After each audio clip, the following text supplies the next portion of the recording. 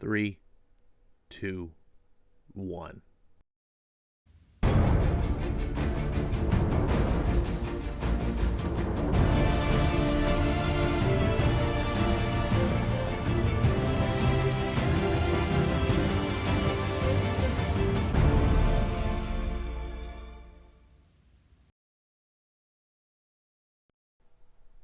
What's going on, everyone?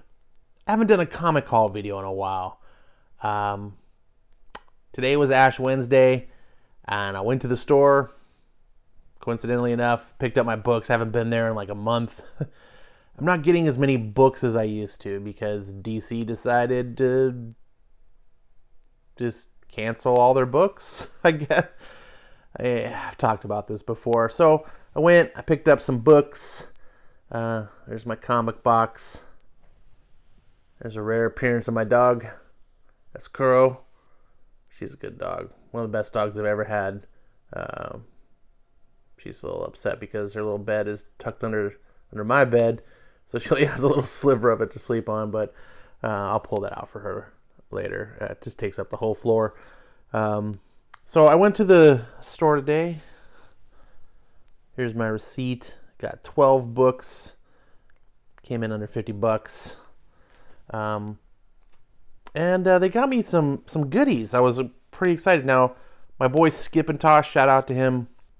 He was real nice and sent me some goodies. But my store gave me one of these too, and I didn't think I was gonna get any. They're just basic coasters, the cardboard. You kind of would get like in a bar, real cheapy. But I'm a big fan of Brubaker stuff, Reckless, and I was like, yeah, just cool. It's cool to have little stuff like that. Speaking of which, hold on. I don't know why I say hold on.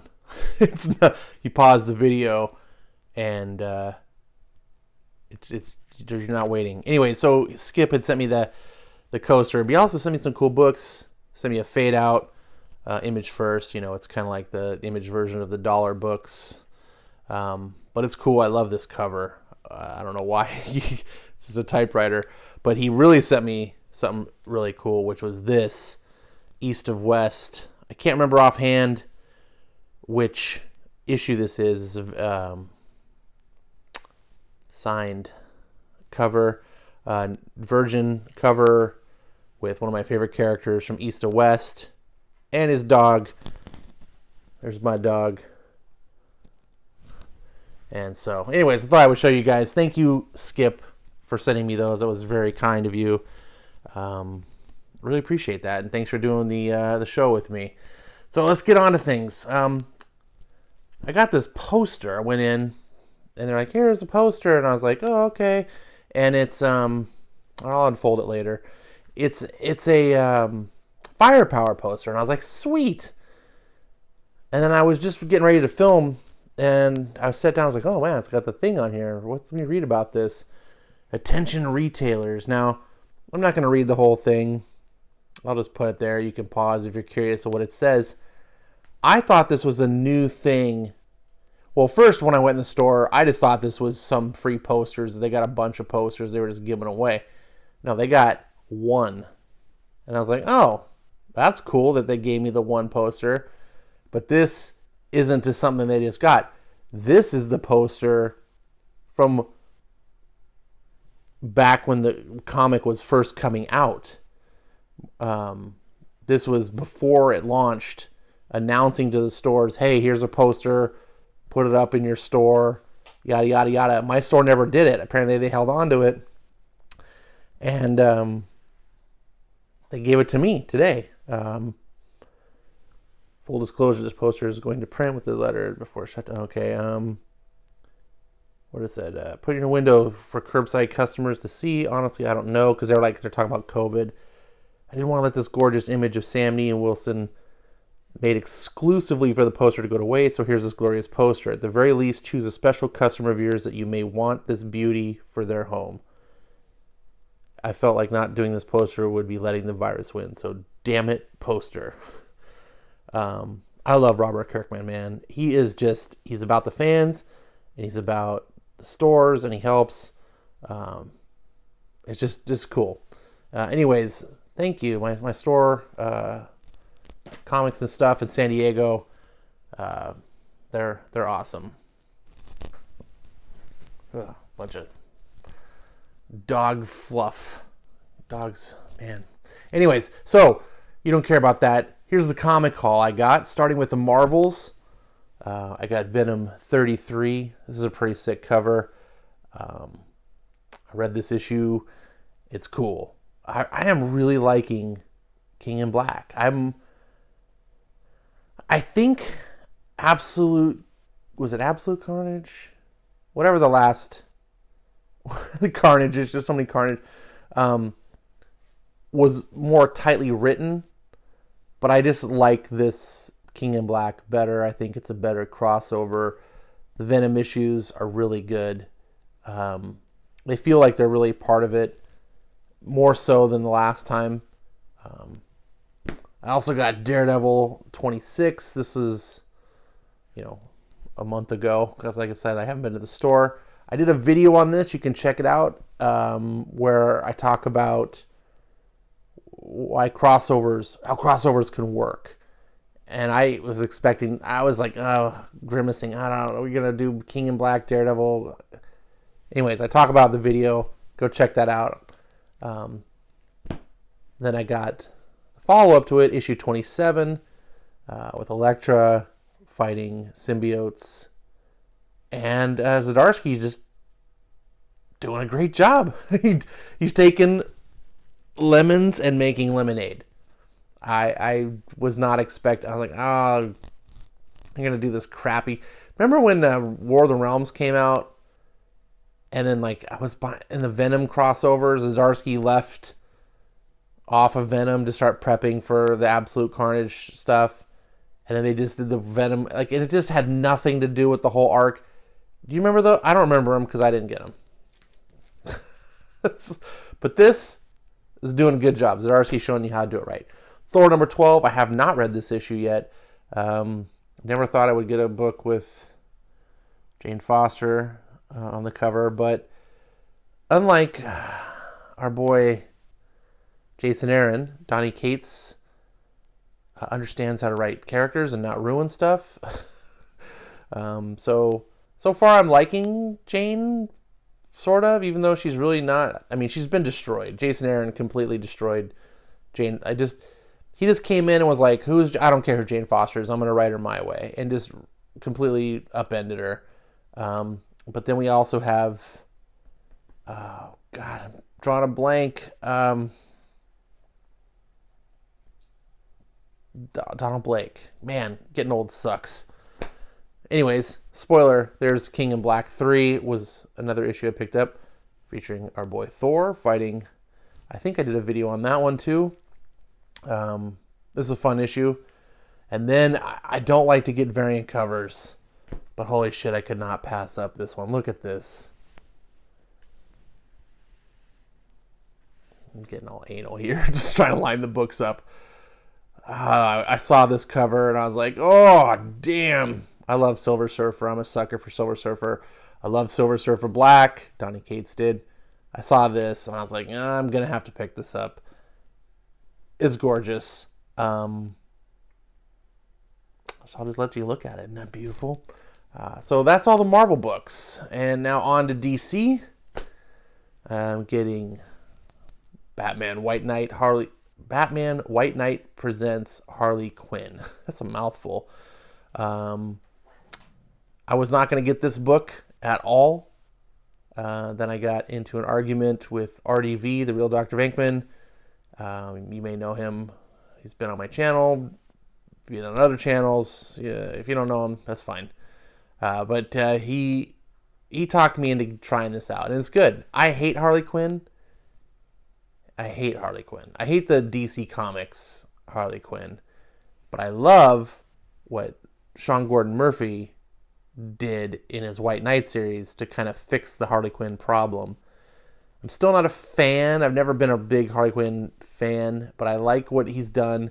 And good writing is good writing. And that's when you can take a character that people don't like and you can still tell a story and engage them anyway, that's strength. Sean Murphy is he's plotting the issues, or co-plotting. Katana Collins, I guess is his wife, is doing the scripting chores, I guess. And she's doing a pretty good job for someone who's not really, to my knowledge, a professional comic writer. Anyways, it's a fun book. Matteo Scalera's art is it's not as good as Sean's, in my opinion. But he's doing a bang-up job. And there's some things that he does better than Sean. And he's a perfect fit for this White Knight universe. And it's the only thing at DC. That's it. That's it for DC. I canceled everything else. Birthright is off of hiatus. This is one of the most overlooked books on the shelves right now. Absolutely love this series. I have not read this issue. I've read up to 45. I'm going to have to go back. It's been a while. I'm going to have to probably read 45 again just to remember what's going on. This is a fantasy epic set in our world, but also another world, like two parallel worlds. It takes the Chosen One concept that's kind of a trope that's been used over and over and over, but it turns it up on its head into a way I haven't seen done before. I really like it. This is by Joshua Williamson, the writer, and you probably know him. He wrote the DC Rebirth Flash run. I think he's still writing Batman, Superman. DC's all upended. I don't know what he's doing, but this is his best thing. I love it. Oh, and he does Nail Biter. It's a series I haven't tried out yet, but Birthright, I'm excited. And then Undiscovered Country, the Scott Snyder, Charles Soule team up. They have the two writers that are combined together to write a really bizarre future story about America. When this came out, a lot of people were like, oh, it's going to be anti-Trump, this and that, because, the first issue was about pictures of walls around America and stuff, and it has nothing to do with that. This is a far-out sci-fi adventure story about a bunch of characters from outside of America coming into America to find out what is going on, because America's been isolated for 80 years or so, and no one's been able to have any communication. What's going on? There's a big disease killing the rest of the planet. They think America might hold the cure. It's a lot of, I tell people, if you like stories like Lost, where you come in and you have no idea what's going on, and it's a bunch of weird shit that doesn't make sense, but it's interesting and you want to find answers. This is that type of book where you're just like, oh, I wonder what this is. I really enjoy it. Then I picked up Blade Runner 2029. This is the B covers. I love Sid Mead is one of my favorite artists. He's a futurist artist. The covers that they chose for their 2019 series were better. I'm kind of disappointed in these, but I told my shop to pull me all the B covers, so whatever, that's fine. They're Sid Mead art, so I'm sure that they just pulled sketches out of his archive. This isn't if you've seen this real published shit, it's phenomenal. Titan Comics could not afford actual real Sid Mead art, but suffice it to say, I'm a little apprehensive because the writer now is Mike Johnson, not the guy who was doing it before, which was the screenwriter for Blade Runner 2049, and that's why I think it had such tight continuity and stuff. But I hear he is kind of still overseeing things and he's involved in the project, so they earned my trust, at least for the first 12 issues of 2019.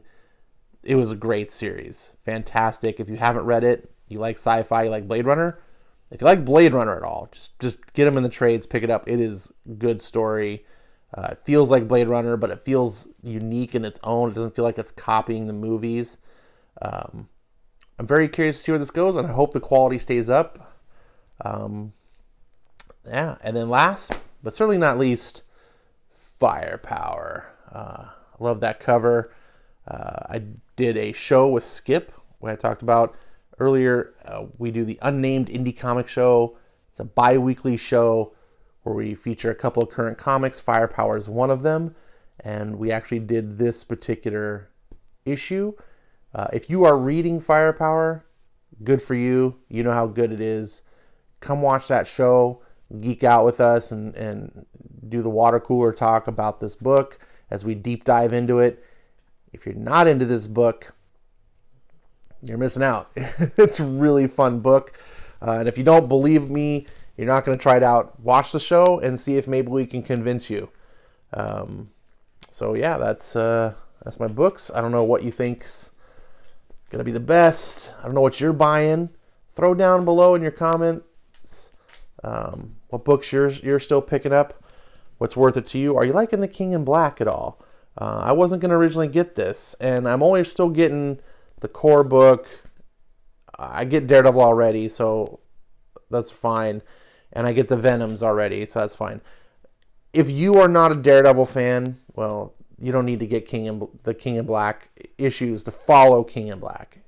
It's really a Daredevil story where Daredevil's affected by the events that's going on. It really has nothing to do with the main plot. So don't feel like you unless you're just a completist, you want everything. The Venom one is tied into King in Black. If you're getting King in Black, you're not getting Venom. That doesn't make any sense because they're both Donny Cates, and that story spins out of it. But yeah, that's it. Thanks for watching. Oh, I gotta show you I gotta unfold that poster. I'll show you it. All right, here's the poster. Now, it's really tall. It's like 5 feet long. So that's why I couldn't unfold it with one hand.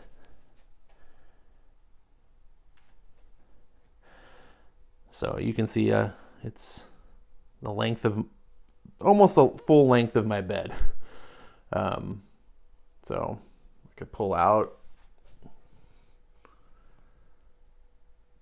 It's pretty cool. I obviously I hate folded posters, but it's free. I'm trying to figure out a way to maybe flatten it and then hang it.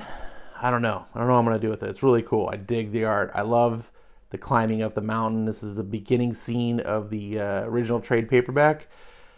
Like I said, if you're not getting that series, man, get it. So I'm Ash. That's Kuro. Thanks for watching, and hope you're reading good comics.